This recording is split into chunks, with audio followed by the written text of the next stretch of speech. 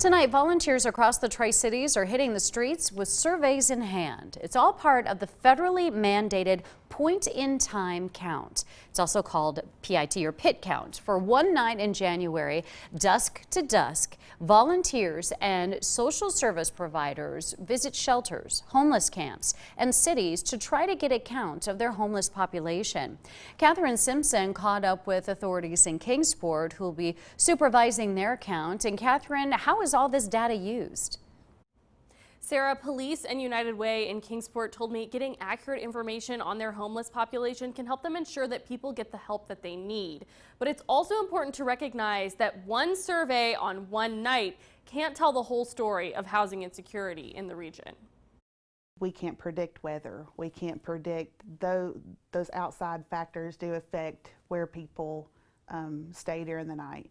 And it does not give us the fullness of that picture, I believe. The annual pit count gives local agencies a rough estimate of how many people are living on the street.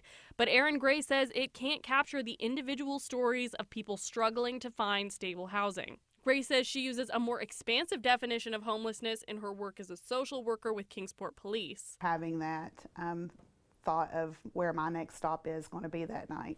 So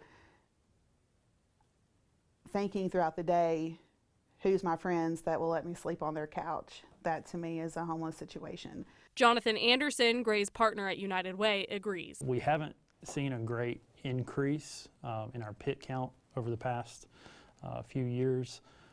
We are seeing a rise in families being homeless simply because maybe a rental is being sold, the rents are increasing. Officials counted 405 in 7 Northeast Tennessee counties in 2019. In 2022, they counted 392.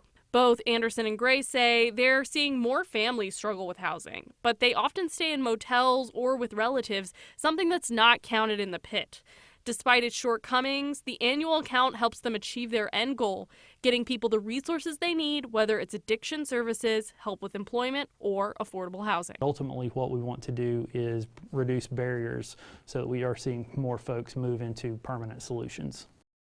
The homeless point-in-time count runs through dusk tomorrow. Gray and Anderson told me many agencies will be conducting surveys in the early morning hours starting tomorrow around 5 a.m.